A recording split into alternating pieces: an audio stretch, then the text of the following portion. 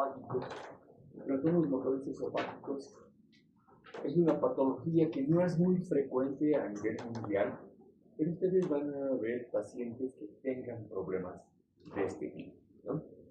Que van a hacerles confundir con otros tipos de enfermedades, sin embargo es esto. Entonces esta no es una enfermedad poco frecuente ni infrecuente, que ustedes lo van a ver en su vida cotidiana en consulta externa.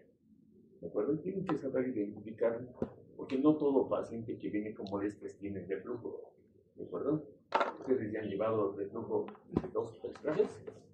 Ayer han llevado reflujo, ¿no? Días. Buenas tardes, ¿no? Sí, buenas tardes. Entonces, se van a dar cuenta que el paciente que tiene trastornos motores esofágicos puede confundirse con pacientes que tienen reflujo gastroesofágico. ¿De acuerdo? Y eso es lo que vamos a hacer. Pero antes de comenzar todo esto, parte de la dinámica, de la parte de los trastornos motores esofágicos, tenemos que hacer pues un repasito de lo que ustedes ya saben. ¿No? ¿Por qué hacemos el repasito? Porque a veces nos olvidamos y tenemos que recordar para poder entender la fisiopatología y entender la parte de la enfermedad. ¿De acuerdo? Saber qué tratar, qué hacer. ¿De acuerdo? Ok. Entonces, si esta es una enfermedad que dice trastorno motor esofágico, ¿cuál será el órgano que está afectado? Esófago, perfecto. Estrellita. El esófago, ¿qué es el esófago? Es un órgano tubular, hueco, que conecta a cavidades. Conecta la faringe con el estómago. Es una estructura muscular, ¿ven? Su objetivo es transportar el bolo alimenticio de la boca al... ¿A dónde? El estómago, ¿no? Entonces, para que transporte de aquí, ¿qué necesita? Peristaltismo. Una peristalsis, porque es musculatura, o sea, que haya un movimiento peristáltico que propulse el bolo alimenticio de la boca al estómago, ¿no es cierto? Sí. Perfecto. Y para que pase eso, tiene que haber pues, una coordinación, ¿no es cierto? ¿Y cuáles son los nervios que están involucrados en esta propulsión y en esta coordinación de la propulsión de la musculatura del esófago? Nervio vago. ¿Plexo vago? ¿Qué nervio es? Plexo Es el vago. ¿Cómo se llama el vago? Nombre más largo, ¿no? Sí. Céfalo, cérvico, laringo, faringo, tráqueo, neumo, hasta cólico derecho. No, sí. Perfecto, ¿no? Entonces, ¿qué número de nervio es? 10. ¿Qué número de parte de nervio? 10. Entonces, ese es el encargado de inervar a la musculatura del esófago, principalmente por su núcleo dorsal del bajo. ¿De acuerdo? Entonces, este núcleo da inervación motriz y también vegetativa autónoma a esta musculatura lisa y estriada al mismo tiempo, ¿no? De tal manera que este sistema nervioso se distribuye en el esófago por 2 redes, ¿no? Por así decir, redes eléctricas, ¿no? Una que está limitada a la musculatura propia y otra que está limitada al plexo submucoso, ¿no? Por ende se llaman Esas son cosas de Meissner y plexo de Auerbach. Meissner y Auerbach, ¿no? Entonces ambos comienzan a trabajar simultáneamente para ayudar en la peristalsis de la mucosa del esófago, la propulsión.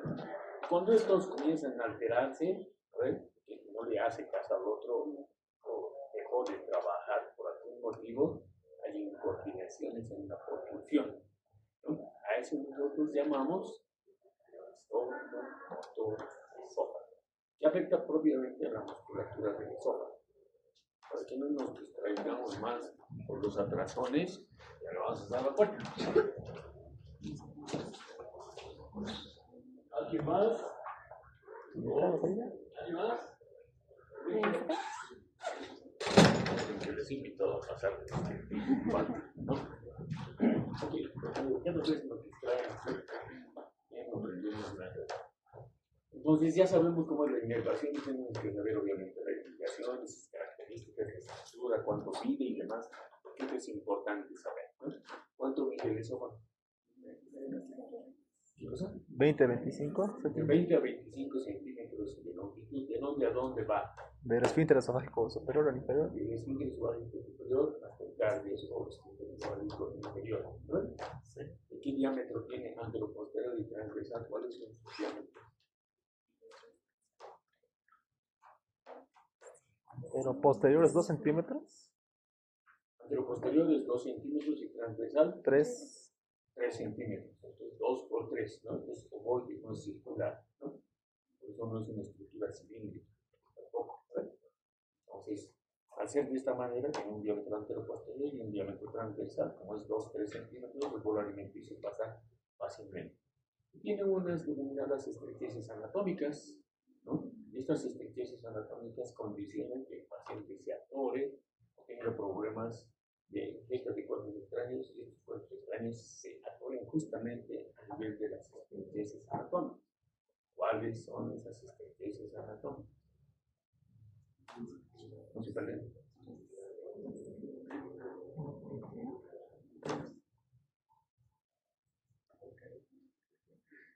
Pues,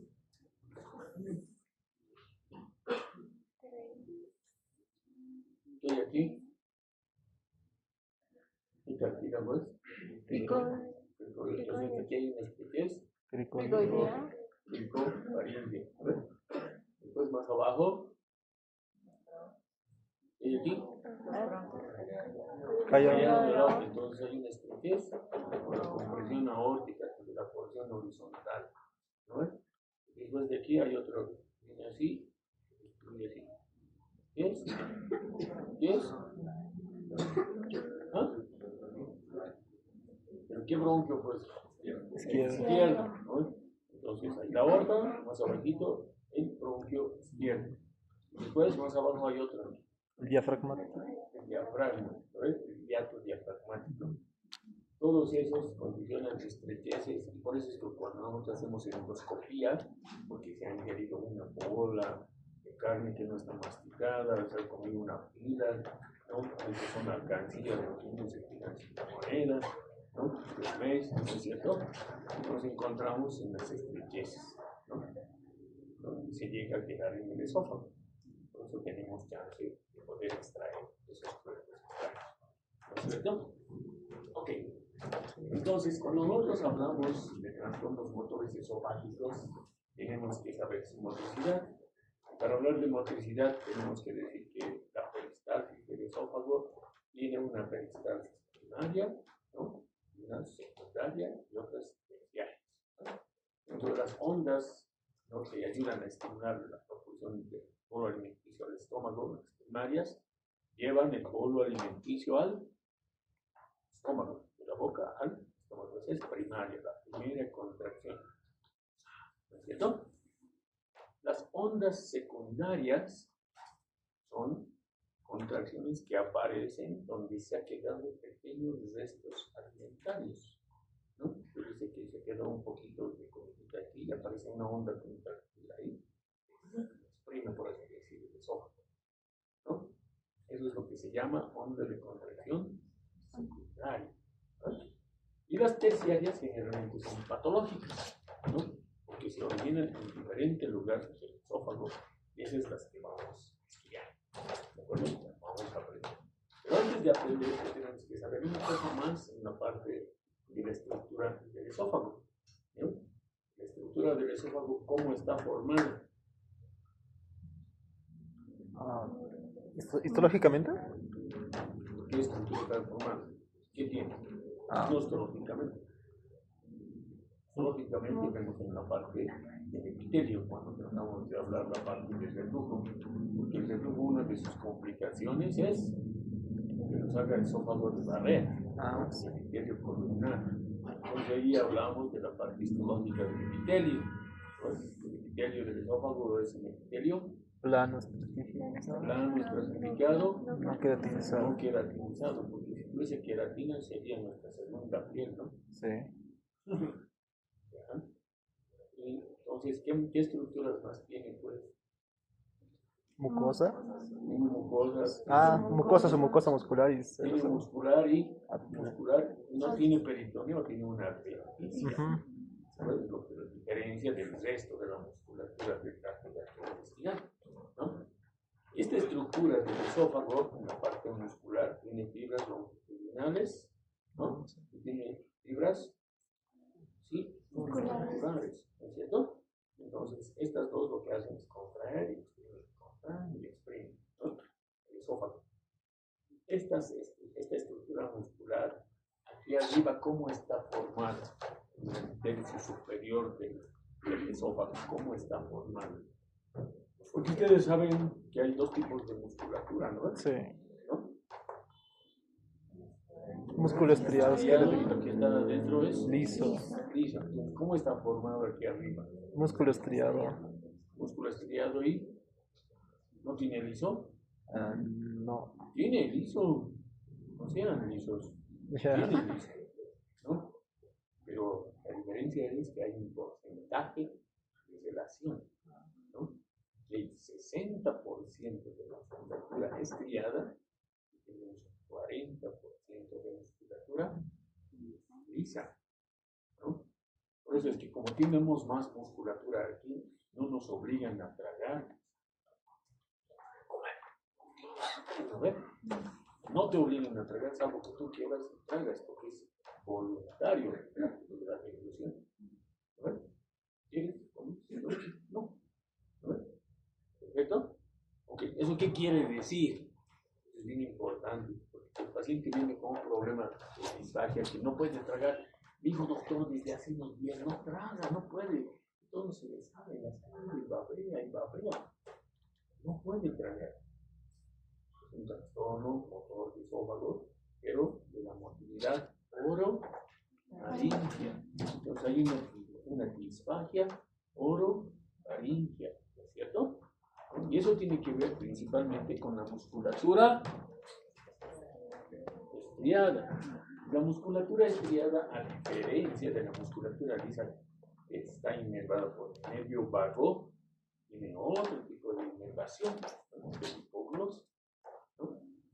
Y es esta parte neurológica que nosotros no lo vemos, porque son otro tipo de enfermedades secundarias a problemas neurológicos, ¿no? Parálisis cerebral, ¿no? Infartos, puede haber degeneraciones de tejido nervioso central como la enfermedad Mórico-Hausen, ¿no? La esclerosis lateral amiotrófica, ¿no? Que producen degeneración.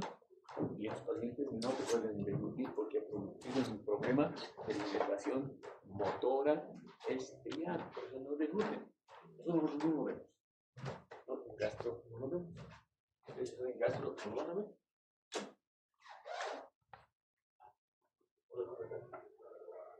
Muy buenas tardes.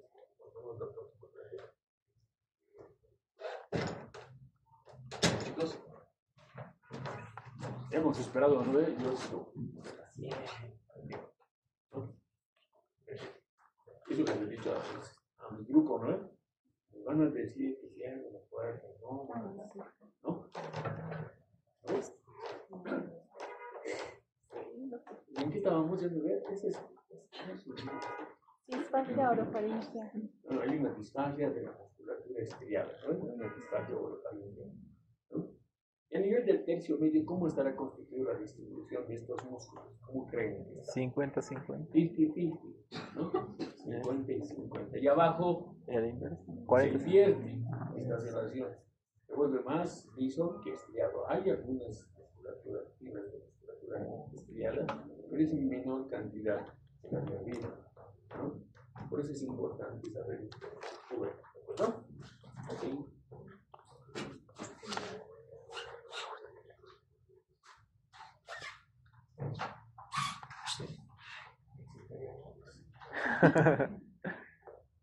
Entonces vamos a hacer la lectura de un caso clínico, vamos a hacer la definición, la clasificación, ¿no? Y vamos a ver cuál es el cuadro clínico del paciente que tiene trastorno motor esofágico, qué opciones diagnósticas tenemos, qué métodos diagnósticos vamos a utilizar para llegar al diagnóstico del trastorno motor esofágico ¿cuáles serán pues las opciones de tratamiento? Entonces una clase así, corta y rápida, ¿no? Entonces, ¿qué quiere ver?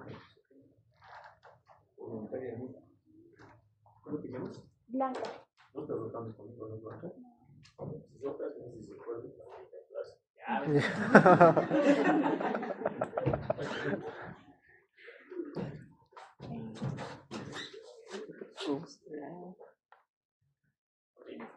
Motivo de consulta: disfagia y pérdida de peso. Muy bien. Cuando nosotros hablamos de esto es bien importante hacer el análisis, no es más disfagia y pérdida de peso, ya está, no, esos mágicos. ¿No? ¿Qué es la disfagia? ¿Qué es disfagia? ¿Qué es disfagia? Un coro tiene que ver. Dificultad para poder deglutir, ¿no? Que no pasa la comida. ¿Qué pasa con molestias? ¿No es cierto? ¿Qué es odinofagia? dolor. Cuando tragas, te duele, ¿no? Que es una característica de algunos trastornos motores.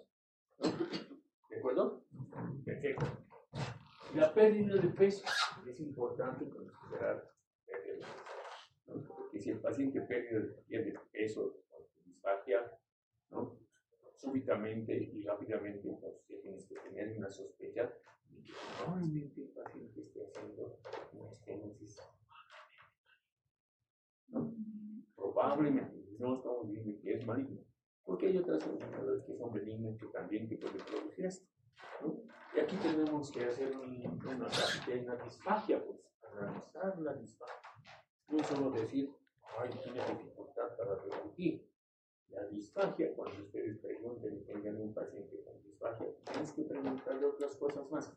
¿Qué creen que hay que preguntar? ¿Desde cuándo? ¿No? ¿Qué más? Esto es semiología básica, lo que he llevado en el tercer año, ¿no? ¿Qué más preguntan? ¿Qué tipo de hace alimentos? 2 meses, doctor. No, desde el año pasado estoy así. Y ahora, ¿Qué tipo de alimentos tienen? Disculpa para el líquidos, secos. ¿ves? Tienes que preguntar si es disfagia a sólidos o disfagia a líquidos. Y la paciente le dice, ¿a qué sólidos? Entonces no te entiende. Tienes que decirle, ¿te cuesta comer los alimentos como el arroz, la papa, el yugo y demás? Ah, sí, se me atora, ¿no? Cuando tomas líquidos, agua, té, o deglutes tu propia saliva, ¿te duele? No, pero desde hace una semana he tenido ese problema. Entonces, a eso se llama disfagia progresiva. Ha comenzado con una disfagia a sólidos y después se volvió a líquidos. Cuando tenemos ese problemita, tienes que pensar que ese esófago se ha ido cerrando, ¿no? Entonces, cuando se cierra, puede ser una estenosis esofágica péptica por reflujo, como puede ser una estenosis por neo, ¿no? ¿De acuerdo? Entonces, lo que tú tienes que pensar es una disfagia progresiva. No es una disfagia que se ha quedado por siempre de un año con dolores a los alimentos ocasionales, y está comiendo bien, y después de 70 viene la disfagia sólidos, y después bien, no ha tenido nunca disfagia líquidos, ¿no es cierto? Entonces es totalmente diferente, ¿vale? Entonces es bien importante evaluar la disfagia, ¿no? Historia de la enfermedad actual. Paciente de sexo masculino de 71 años de edad con cuadro clínico de 2 años de evolución, caracterizado por disfagia progresiva inicialmente a sólidos y líquidos, asociado a pérdida de peso de 10 kilogramos, epigastralgia, náuseas y regurgitación. Diagnóstico. ¿Qué piensa?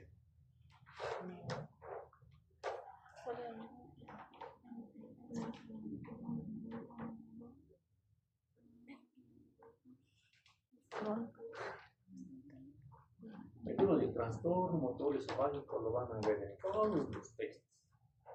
¿Cómo tienen que analizar? Ahora, ¿no? ¿Qué piensan? Puede ser por la edad. Puede ser por la edad. 2 años es. Crónico. 71 años. O sea, todos los pacientes de 31 años tienen disfagia sólidos. No. ¿Alguna neoplasia? ¿No? Alguna neoplasia está perdiendo 10 kilos en los años. No entra dentro del diagnóstico. Síndrome paraneoplasia.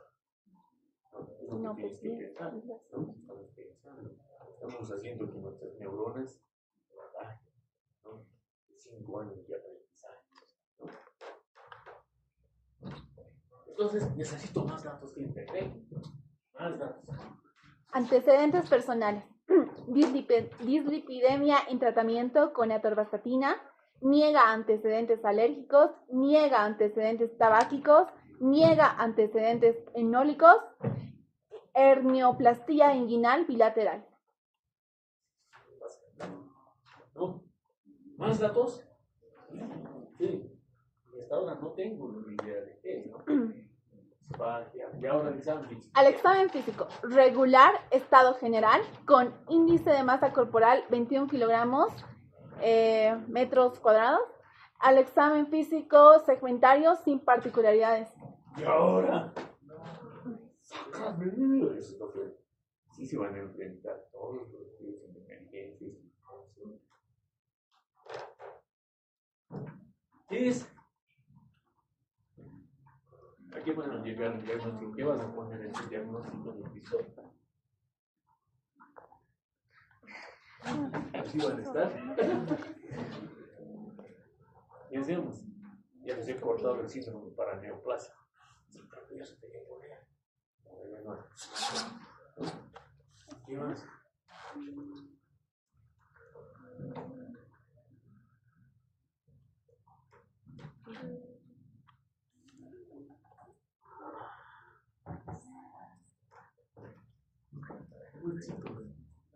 ¿Verdad? ¿Qué les han dicho pues en semiología? ¿Qué les han dicho, chicos? En semiología, ¿qué les han dicho? ¿Se han saltado semiología? Cuando encuentran un paciente con hemorragia digestiva, ¿cuál es el diagnóstico? Sindromático. Síndrome de hemorragia gastrointestinal, ¿no? O síndrome de hemorragia digestiva. Si ven un paciente con palidez mucocutánea, ¿cuál es el diagnóstico? Síndrome anémico, ¿no? ¿Lo ven? Un paciente que viene con tos productiva. Síndrome. ¿Qué? Síndrome bronquial productivo, ¿no ven? Ay, sácame, ya les voy a mandar otra vez. No, porque tiene que leer síndromes. ¿Ven? No, ¿cómo van a llegar? ¿Y esto qué será? Pues, ¿qué síndrome? Sí. ¿Cuáles son los diagnósticos? ¿Cuáles son? Síndrome. Es un síndrome de disfagia de causa definida. No sabes cuál es la causa. O saben. El que sabe, levante la mano. Cuando he dado la clase hace tiempo, me dice, o sea, yo, ¿cuál? Trastorno motor esofágico, me dice. La clase de trastorno motor esofágico, obvio, ¿no? Pero, ¿cómo llegaste al diagnóstico? ¿No? Trastorno motor esofágico. ¿No? Tenemos un síndrome constitucional. Síndrome constitucional no es lo mismo que síndrome paraneoplásico. El paciente pierde peso, pero es debido a otra patología que tú no sabes cuál es. Tienes que investigar cuál es esa patología, puede ser diabetes, neuropatías, puede ser problemas inmunológicos, etc. ¿No? Están haciendo perder peso al paciente. ¿No? Ok.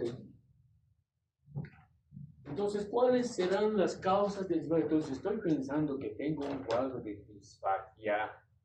Entonces, tengo que pensar en las causas que me van a producir disfagia. Entonces, vamos a hacer el ejercicio todos, ¿no? ¿Qué te puede producir una dificultad para tragar? Una obstrucción. Una obstrucción del esófago, ¿verdad? Bien. ¿Cuál será la causa que produzca obstrucción en el esófago? Disminución de la motilidad. Una alteración sí puede ser de la motilidad, que no está trabajando bien, ¿no? Yo les digo, preparen, saquen una hoja todos ahorita, nombre, edad, fecha, ¿no? Entonces, 5 preguntas. Va a tener el problema de su examen. ¿No? Y a algunos les da dolor precordial. ¿No? ¿No? Un trastorno de ansiedad también les produce esas molestias, los espasmos esofágicos. ¿No? Es lo que llamaban antes el cardioespasmo, ¿no? Los pacientes que tenían dolor precordial iban al cardiólogo y no era nada del corazón, ¿no? Y era el esófago el que daba estas molestias, ¿no? Por culpa del cardio que se contraía muy fuerte, secundarios problemas ansiosos. Bueno, ¿no? ¿Qué más te puede causar disfagia? Hemos mencionado hace rato. ¿Cómo se evita? Se embargo, viene, ¿no? ¿Cómo puede causar?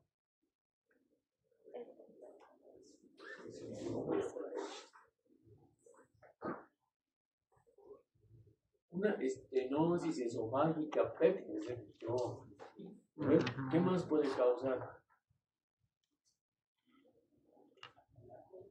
La calacia, estos son parte de los trastornos motores de esófago. Después, ¿qué más? Una fístula. Las fístulas no te producen molestias.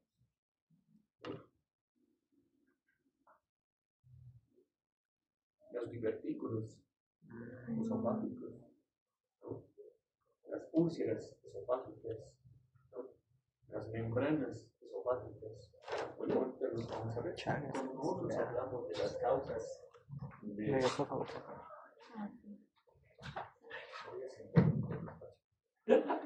¿No? Tenemos el trastorno motor que tendrán ahora.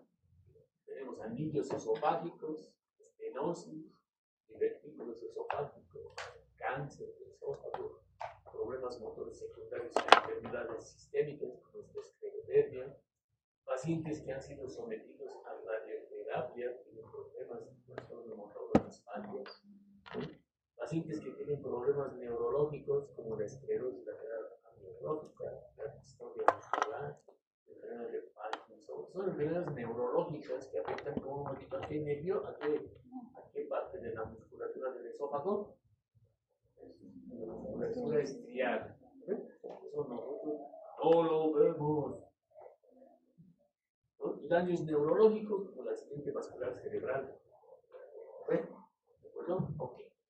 Entonces hay varias causas de disfagia. Cuando nosotros hablamos de disfagia, tenemos que tener en cuenta que hay una disfagia orofaringia y una disfagia esofágica. ¿Cuál ven los gastros? La esofágica, porque la orofaringia tiene que ver el neurólogo. ¿No ven? El neurólogo dice, no, todo está bien, que lo vea el gastro. ¿Qué voy a hacer con el problema neurológico?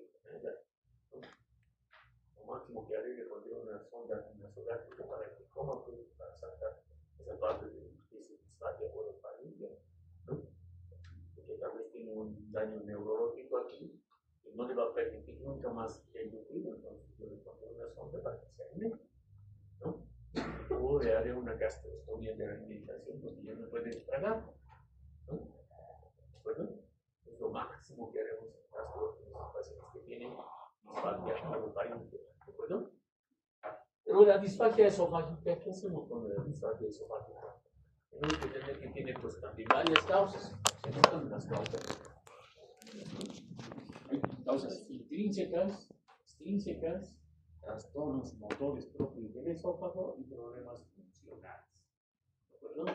Dentro de las extrínsecas están todos los tumores que ustedes pueden imaginar, ¿no? Estenosis cáustica, divertículos, cáncer, estenosis pépticas, cáncer gástrico que infiltra cardias, cáncer de páncreas que también puede infiltrar, ¿no? Esofagitis eosinofílica, esofagitis infecciosas, estenosis polirúticas, cosas adyacentes que hemos mencionado, ¿no? Esofagitis linfocíticas, déficits nutricionales que condicionan en anillos o membranas esofágicas. Las extrínsecas, la previa subclavia aberrante. Se sabe encontrar. Hasta ahora yo en mi vida de gastroenteritis no he visto ninguna de esas, ¿no?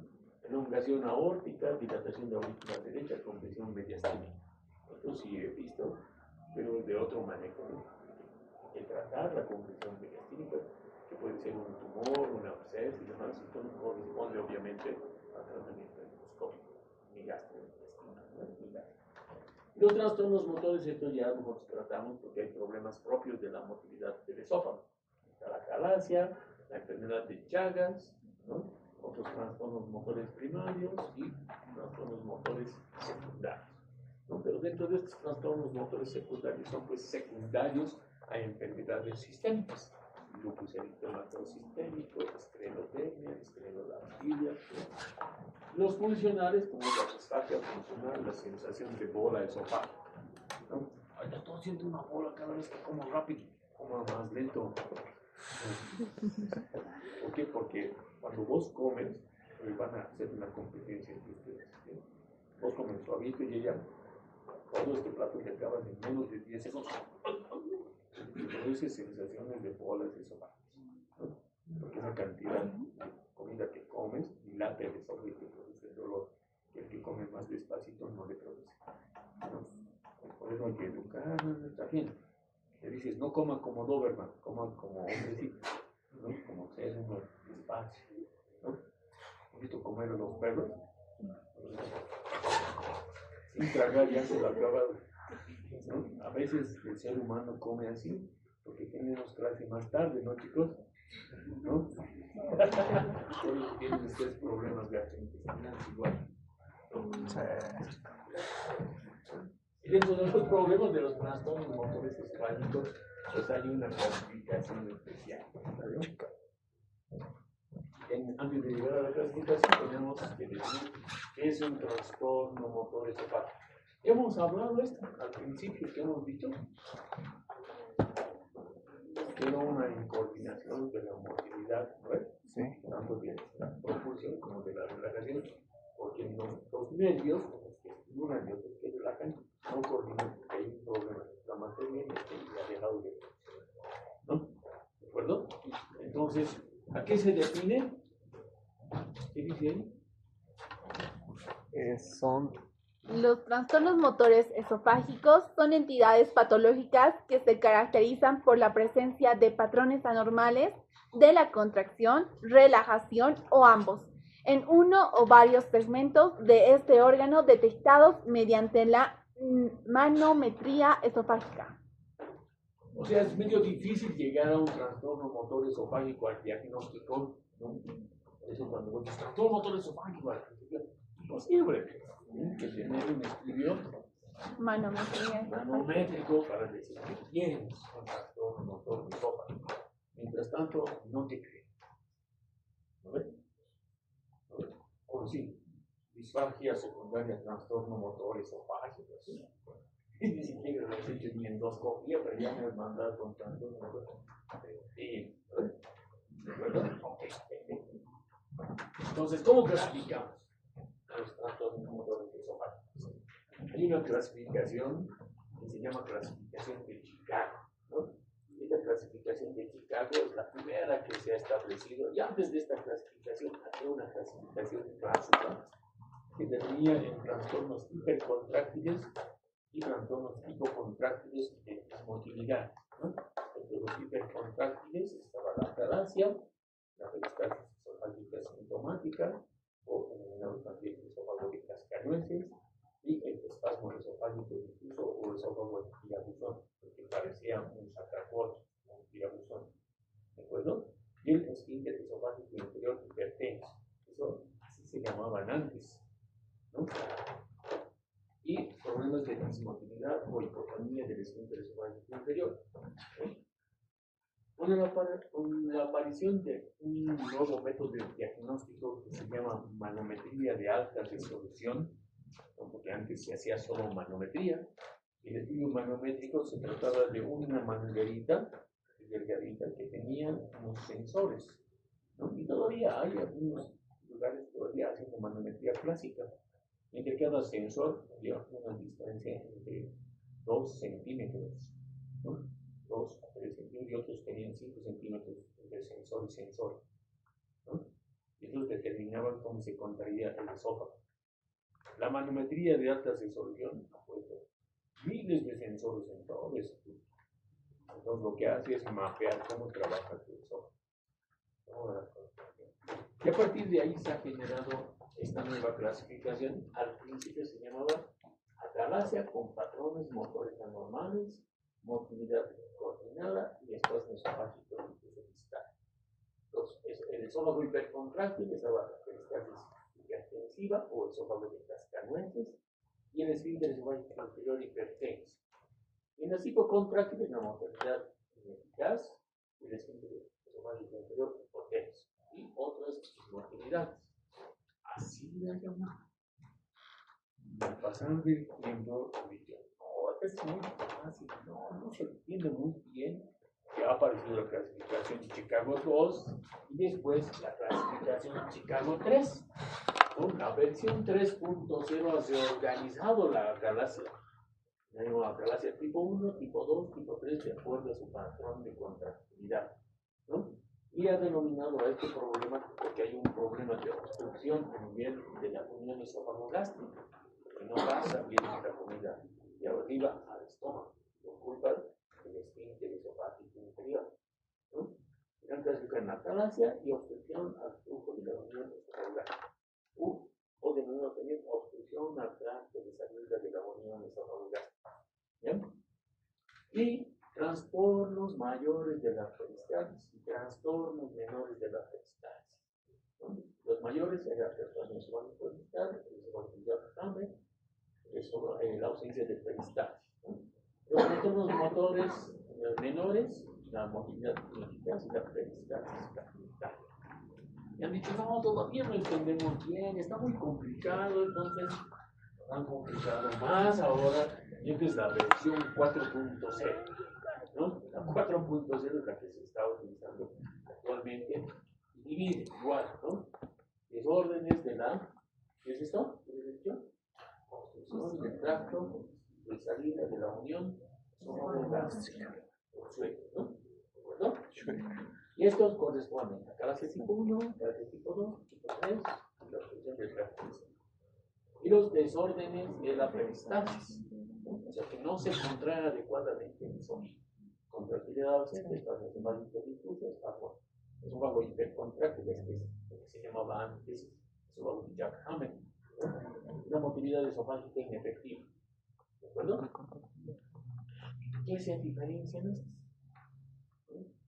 De acuerdo al patrón de contractilidad, ¿no?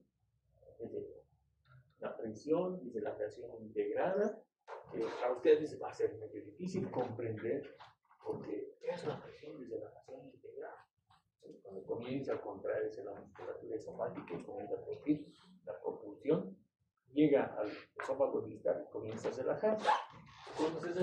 Cuando se relaja se llama integrada contráctil de relajación distal. Entonces ahí es donde el esófago ya deja de contraerse y ya ha dejado el bolo alimenticio del esófago. Los pacientes que tienen problemas de atalasia, el patrón contráctil está IRP, ¿está? Fallida. O sea, no funciona, ¿no? En el tipo 2 y en el tipo 3, las tres están mal, ¿no? A diferencia, ¿cuál es la diferencia entre cada uno de estos? En esta que hay mala contractilidad, propulsión de la boca al esófago, ¿no? Hay buena relajación y paso de la comida, ¿no? En esta de aquí, todo el esófago comienza a subir la presión y produce dolor y molestias, ¿no? Y en esta de aquí hay una peristalsis ausente, no trabaja el esófago, pero la contractilidad está aumentada solo en la parte de esta. Entonces vamos a ver más adelante, para que puedan entender más fácil. ¿Por qué se producen los trastornos motores esofágicos? ¿Cuál será su fisiopatología? Es bien difícil, hace tiempo se decía, no encontramos una causa, ¿no? Parece que es idiopático, no tenemos una causa real.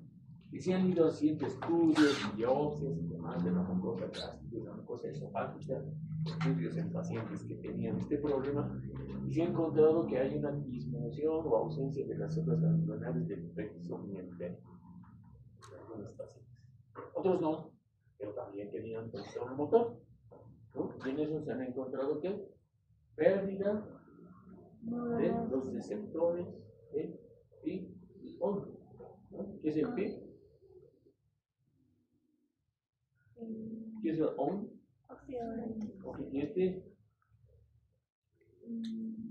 ¿Qué hacen estos dos? Paso constrictor. ¿Qué hace el pi? ¿Qué hace el on? Péptido intestinal vasoactivo. Vasoactivo y el óxido nítrico. ¿Qué hace la colecistoquina? Cuando se libera colecistoquina, la colecistoquina libera a la vesícula para que de bilis, y también aumenta la contracción de la musculatura esofágica. Estos dos lo que hacen es ayudar a relajar después que se contrae. Ya he visto que hay pérdida de estos receptores y por eso existen pacientes que tienen contracciones y dolor y molestias, ¿no? Pero hay otros pacientes que no tienen ni esto y han encontrado procesos inflamatorios, ¿no? Que han causado su trastorno motor esofágico, una reacción inflamatoria mediada por linfocitos TCD8 y eosinófilos, que han condicionado también problemas del plexo epitélio de Auerbach y de Meissner, ¿no? Y ahí están involucrados el herpes virus. Tengo herpes. Y a veces me duele el pecho y me da también hay chicas por culpa de mi estómago, el herpes. Un herpes ha condicionado tu problema. Por la barra y te contagias, tocarlo a tu esposo, o sea, son portadores, por ejemplo. Entonces el herpes, la tuberculosis, el chagas, que produce también esta fermentación, son los causantes de acalasia. Pero aquí nosotros no vemos la acalasia de chagas, no vemos la parte de la acalasia idiopática. No tiene causa. Porque el chagas se opera el tratamiento de chagas, ¿no? ¿Cuál es el tratamiento de chagas? No me parecen, yo sé que saben. No nos digan todas las palabras. ¿Qué medicamentos se dan? ¿Se acuerdan de esto?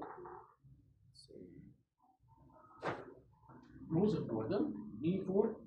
No. ¿Nifur? No. ¿El otro cómo se llama?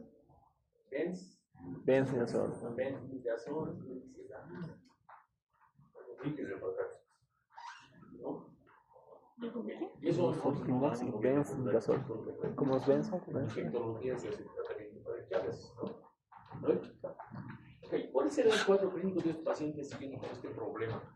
¿No? Por eso tenemos que investigar si has tenido herpes, tenías problemas de tuberculosis, tomas medicamentos, te has tratado de intoxicar, ¿ves?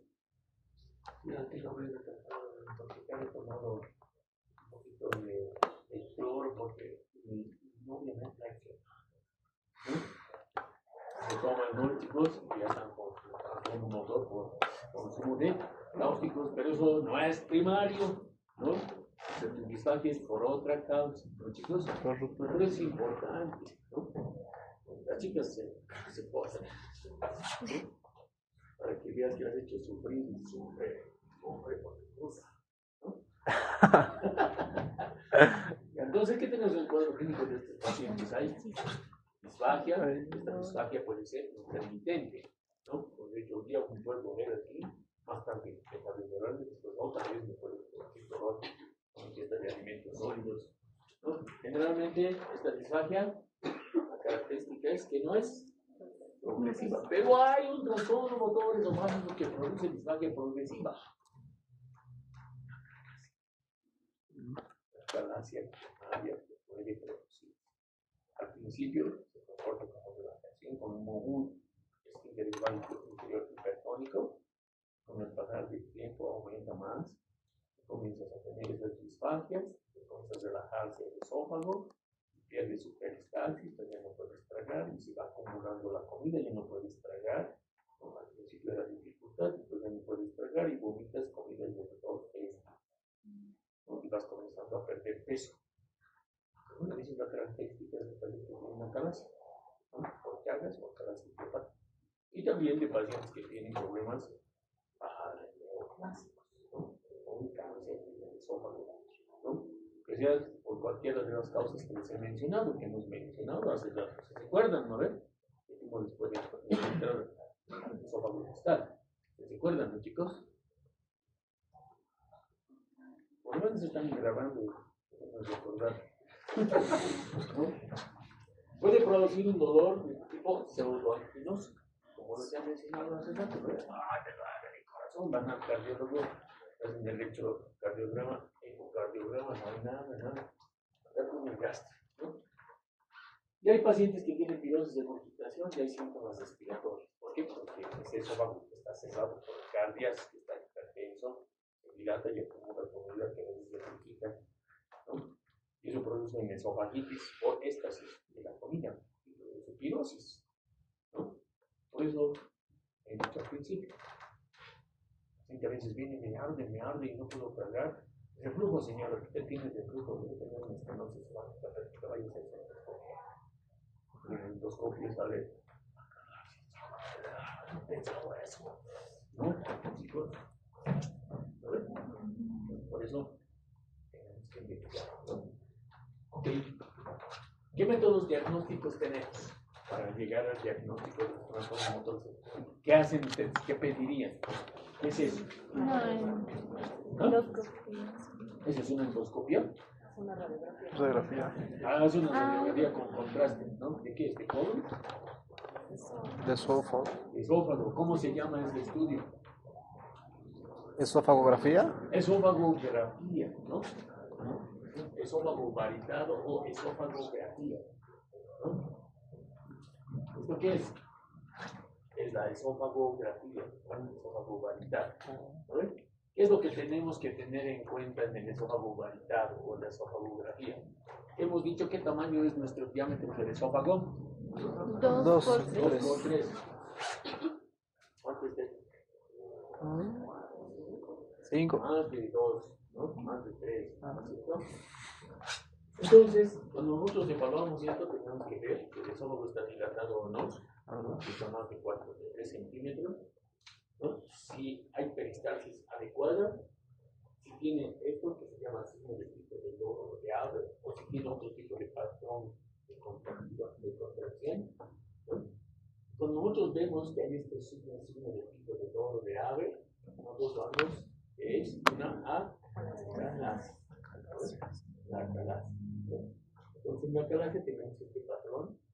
Con el tiempo, este esófago que está inicialmente discretamente dilatado, va empezando a aumentar y se va haciendo sigmoide.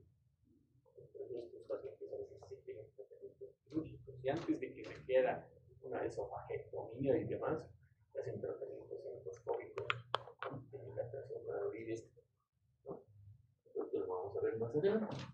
Hay una clasificación que se llama clasificación de Ferreira Santos, ¿no? Donde clasifica a estos grados de la acalasia. El grado 1, donde vos ves éstasis de comida aquí adentro, ¿ves? ¿No? Éstasis dentro del lumen, ¿no? Pero no hay una dilatación más de 4, está un poquito más de 3, entre 3 y 4, pero hay éstasis. Se llama acalasia grado 1 de acuerdo a clasificación radiográfica de la esofagografía. Grado 2, cuando hay una dilatación de 4 centímetros, pero no hay coordinación motora.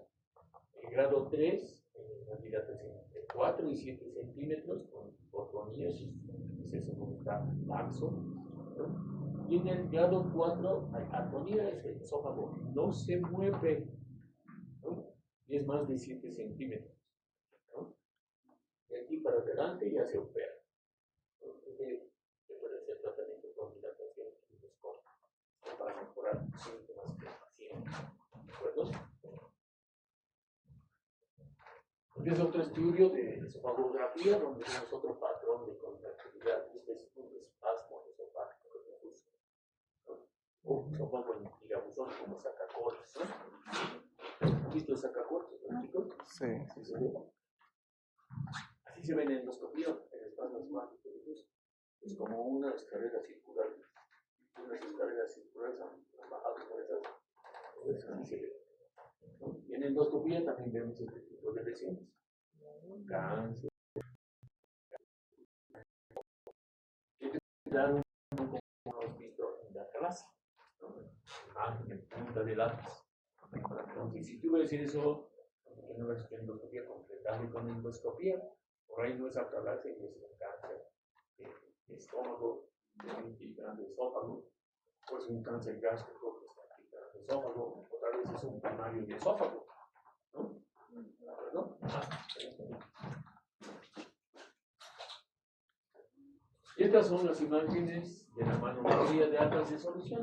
La manometría de alta resolución, como se dicho, hace un mapeo de cómo funciona el esófago. La acalasia tipo 1 pues, es un aumento de la presión del esfínter esofágico inferior, pero hay una peristalsis adecuada, ¿no? Con fallas de la peristalsis. Aquí buena falla y deja de haber peristalsis, ¿no? Comienza la peristalsis y deja de transmitirse, ¿no? El peristalsis falla. Aquí. En el grado 2 hay una presurización, todo el esófago se contrae. Hay una peristalsis adecuada y después se contrae desde pecho. Es otra vez desde pecho y después comienza a haber otra peristalsis adecuada y así es. Esto se llama acalasia de tipo 2 porque hay presurización. Todo el esófago se contrae. En el tipo 3 que hemos dicho que la parte distal es la que se contrae, así se ve en la manometría. Aumento de la presión del esfínter esofágico inferior y del tercio distal del esófago. ¿De acuerdo? No va a ser tan difícil ver, pues cuando ustedes vean en la manometría, si es que les traen, van a ver las imágenes, ¿no? Más difícil que interpreten el glicerina, la distancia de la gente, porque todo esto es lo que se evalúa en la manometría de alta resolución. Eso lo hace pues un gastroenterólogo que se especializa en manometría, en trastornos de movilidad, ¿no? Entonces, no pueda obligar a que se haga. ¿De acuerdo? Esta es la obstrucción del tracto de salida. Se parece a acalasia tipo 3, ¿no es cierto? ¿Cuál es la diferencia? Aquí hay patrón de contractilidad normal, pero lo único que está aumentado es la presión del esfínter esofágico. En esta, nosotros tenemos peristalsis esofágicas agidas, pero hay aumento de la presión del tercio. ¿De acuerdo? Okay. Esta es contractilidad ausente, donde el esófago no se contrae. Hay un inicio de contracción al principio y después desaparece la onda contractiva. Pero hay un aumento también de la presión del esfínter esofágico inferior, ¿no? Este es el espasmo esofágico distal que se parece a este también y a la acalasia tipo 3, ¿no? Pero en este solo hay un aumento de la presión del esfínter esofágico distal que no llega más allá de 400 milímetros de mercurio, ¿no? En esta de aquí, del esófago hipercontráctil, su presión barométrica en milímetros de mercurio llega a más de 8000, ¿no? Y esto, por eso, a esto se llamaba esófago neumático de Jack Hammett, antes de la situación de la versión tipo 3, y antes nos llamábamos esófago de cascanueces, ¿no? Pero la clasificación antigua, ¿no? Ahora ya que se llama así, se llama esófago hipercontráctil. ¿Cuál es la característica del esófago hipercontráctil que van a encontrar en la manometría de alta resolución? Presión mayor a 8000 milímetros de mercurio. Si el paciente con manometría de más de 8000, ¿cuál será su diagnóstico? ¿Cuál es? Esófago hipercontráctil. La motilidad esofágica inefectiva, donde el paciente tiene presiones de contracción, pero son menores también a 450 milímetros de mercurio, y la peristalsis fragmentada, donde hay contracciones espasmódicas y epistóricas del esófago y después una peristalsis normal. ¿De acuerdo? Pues vamos a hacer, no es necesario que sepa por especialidad, ¿no? Usted tiene que saber estudiar, conocer qué paciente tiene un trastorno motor esofágico. Entonces, ¿qué haríamos en nuestro paciente? Haríamos un esofagograma, un estudio de esofagografía, una endoscopía y la manometría. ¿no? Si es que el estudio de endoscopía no dice que tiene estenosis, ¿no? En una esofagoscopía normal no es necesario, ¿no? Esta es su endoscopía de nuestro paciente. Quieren un esófago un poquito dilatado, a veces estos de comida, ¿ven? Pequeñas cantidades de comida, que es más comidita, Y la esfínter esofágica inferior aquí está cesada, ¿no? Entonces, datos de dilatación esofágica, ¿no? Este es su estudio de serie esofagográfica duodenal del paciente y vemos el signo de pico del oro o cola de ratón, ¿no? ¿No es cierto? Y aquí adentro la cámara gástrica está ausente porque no hay paso de aire por el aumento de la presión, es otra característica de los pacientes. Cuando tú tienes una placa de tórax normal, no hay grasa aquí arriba, el paciente tiene una hipertonía del esfínter esofágico inferior, será cardasia, ¿no? No será un trastorno motor que nos tengas que explicar, una placa de tórax normal, donde se ve que abajo, ¿no?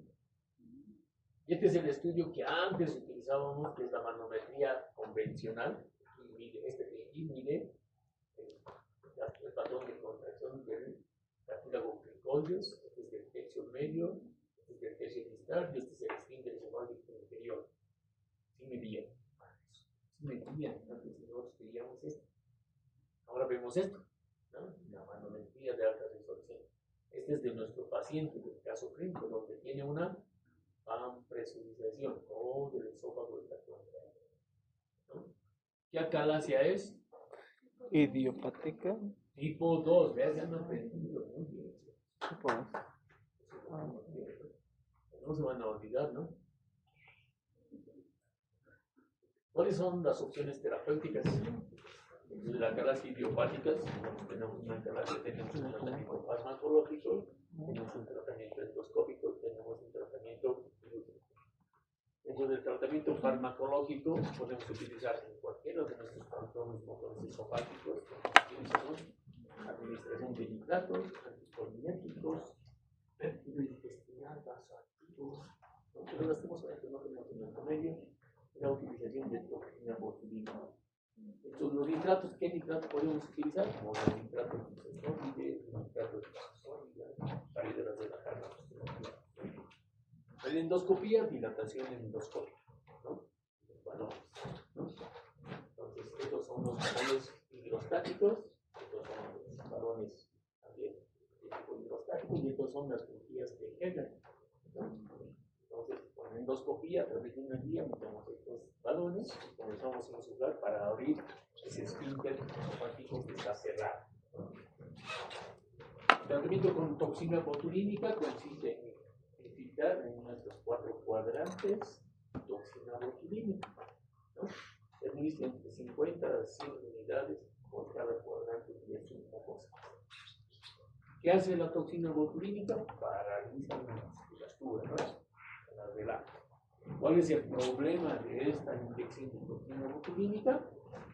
Es eficaz, pero tiende a ser reversible. Entonces, probablemente este paciente le vuelvas a hacer infiltración con toxina botulínica de cada 3 a 6 meses. Son chicas, lo que se hace con él, ¿no?